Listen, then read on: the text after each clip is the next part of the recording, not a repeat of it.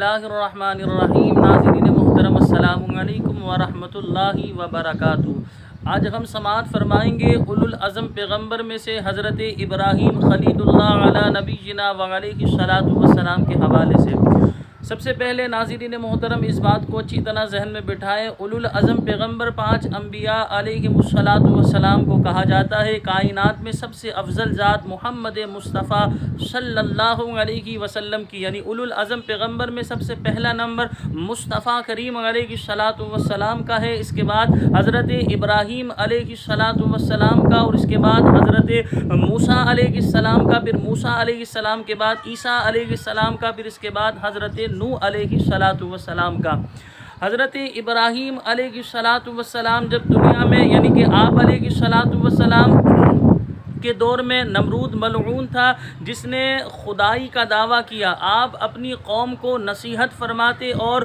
معبودان باطلہ کی تردید فرماتے کہ یہ خدا نہیں، یہ الہ نہیں، بلکہ اللہ تبارک و تعالی وہ ہے جو سورج کو مشرق سے طلوع کرتا ہے اور مغرب میں غروب کرتا ہے، جو کائنات کا مالک ہے، جس نے کائنات کو پیدا کیا۔ آپ اپنی قوم کو یہ نصیحت کرتے اور اللہ تبارک و تعالی کی الوہیت وحدانیت کی دعوت دیتے۔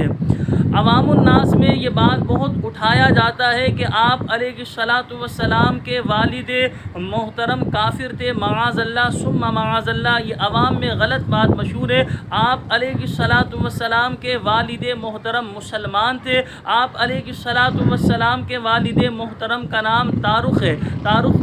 تے الف زبر تا را اور خا رخ، تارخ۔ عوام میں یہ بات مشہور ہے کہ آپ کے جو چچا ہیں آزر، ان کے حوالے سے لوگ یہ سمجھتے ہیں کہ آپ کے چچا جو ہے یہ آپ کے، یعنی آزر جو ہے یہ آپ کے والد تھے، حالانکہ کتابوں میں لکھا ہے آزر جو ہے یہ آپ کے چچا تھے، اور یقیناً یہ بت پرست شخص تھا، یہ مشرک تھا، یہ بتوں کو پوجنے والا تھا، لیکن یہ آپ علیہ الصلاۃ والسلام کا چچا لگتا تھا، لیکن جو ہے علماء اسلام ارشاد فرماتے یہ والد نہیں تھا، آپ کے والد محترم مومن تھے، ایمان والے تھے، ان کا نام تارخ ہے۔ اچھا، آپ علیہ الصلاۃ والسلام کی یہاں میں یہ حدیث پاک بھی آپ کو بیان کروں کہ رسول پاک صلی اللہ علیہ وسلم نے ارشاد فرمایا، میں پاک رحموں سے جو ہے، پاک پشتوں سے پاک رحموں میں منتقل کیا گیا، یعنی آپ علیہ الصلاۃ والسلام کے جو آباء و اجداد اوپر تک آپ جائیے وہ تمام کے تمام مومن تھے، وہ تمام کے تمام ایمان والے تھے۔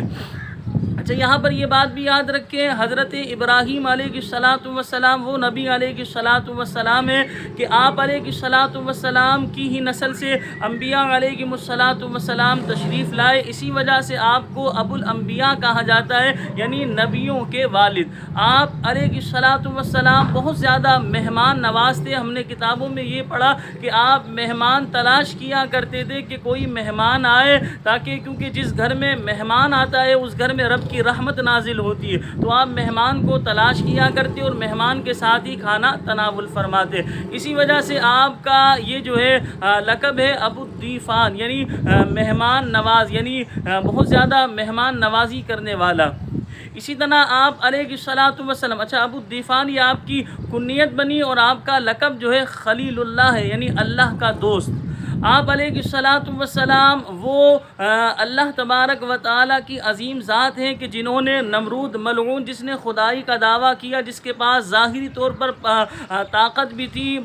بہت سارا اس کے پاس پاور تھا، لیکن آپ علیہ الصلاۃ والسلام ڈرے نہیں، بلکہ نمرود کے سامنے بھی آپ نے خدائی کا دعویٰ کیا۔ آپ علیہ الصلاۃ والسلام کے دور میں لوگ بتوں کی پوجا کرتے تھے، ستاروں کی پوجا کرتے تھے، لیکن آپ علیہ الصلاۃ والسلام نے اپنی قوم کو اللہ تبارک و تعالیٰ کی الوہیت کی وحدانیت کی دعوت دی۔ اس اللہ تبارک و تعالیٰ کی الوہیت کی دعوت دینے کی وجہ سے آپ کی قوم نے آپ کو ستایا، یہاں تک کہ ہم نے کتابوں میں پڑھا کہ آپ علیہ الصلاۃ والسلام کے لیے ایک بہت بڑی آگ جلائی گئی اور اس آگ میں آپ کو ڈالا گیا۔ اسی طرح آپ علیہ الصلاۃ والسلام کے ساتھ معاذ اللہ بہت ظلم و زیادتی کی گئی۔ تو یہ تو ظاہر سی بات ہے پہلے سے چلتا ہوا آ رہا ہے، جو حق بات بیان کرے گا یقیناً اسے آزمائش آزمائشیں آئیں گی، تکلیفیں آئیں گی، پریشانی آئیں گی۔ یہاں پر ہمارے لیے یہ نصیحت ہے کہ اگر ہم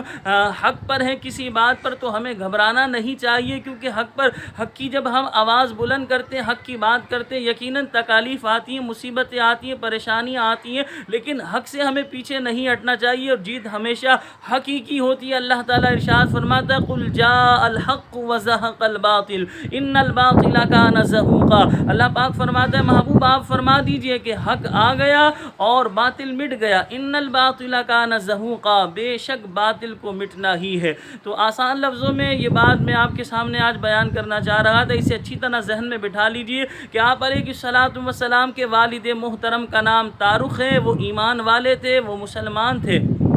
واحد تھے، لیکن جو ہے آپ علیہ الصلوۃ والسلام کے جو